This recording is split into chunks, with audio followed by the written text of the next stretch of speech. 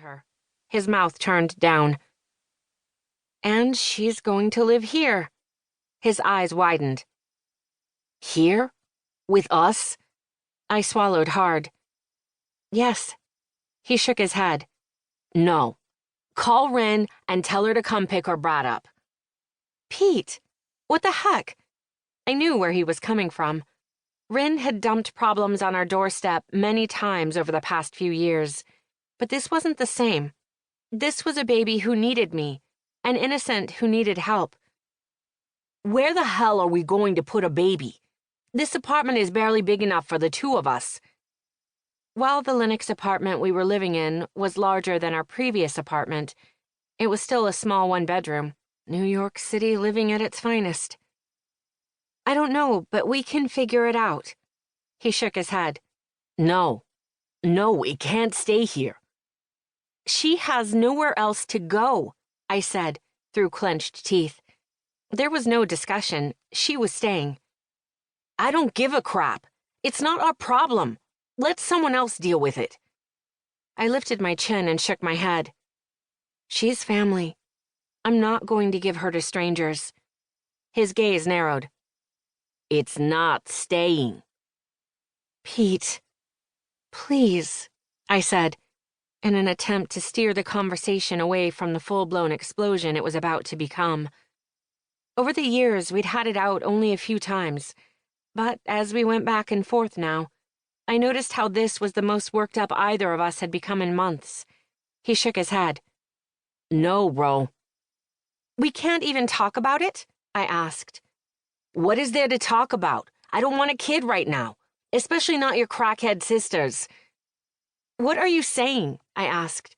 The crack forming in my heart knew the answer.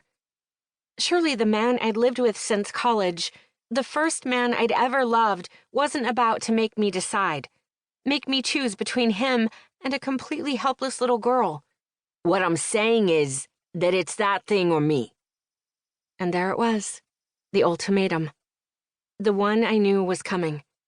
Somehow I'd still convinced myself that Pete wasn't going to disappoint me. I needed clarification.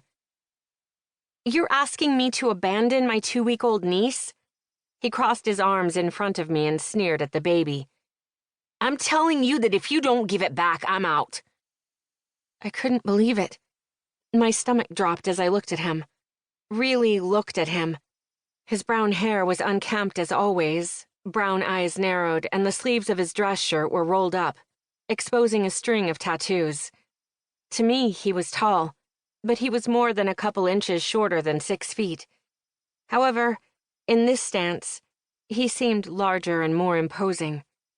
Trust didn't come naturally to me. I had reasons, shaped from my life experiences, and I often held a part of myself back.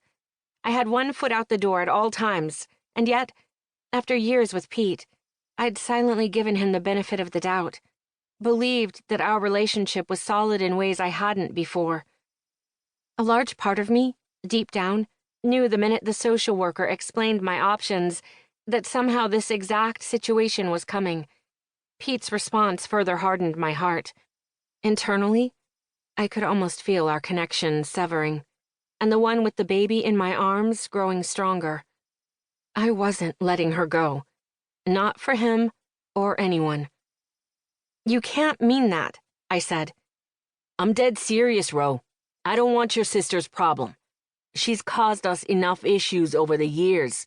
Or do you not remember giving her our fucking rent money for rehab, only for her to leave 3 days later?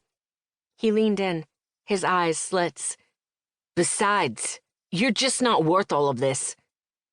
There it was. The real reason he wasn't okay helping me to care for my sister's child. The words were a punch to the gut, then a deep scrape in my chest as they burned into my heart. My shoulders dropped, and I unknowingly curled tighter around the innocent child I held. Excuse me? What? I'm not worth it? I asked, seething. I was always the good little girlfriend, went along with just about anything he wanted to do. That was partially due to my desire to be wanted, and also because I was normally a pretty easygoing person. Most of the time. But he'd just pushed me.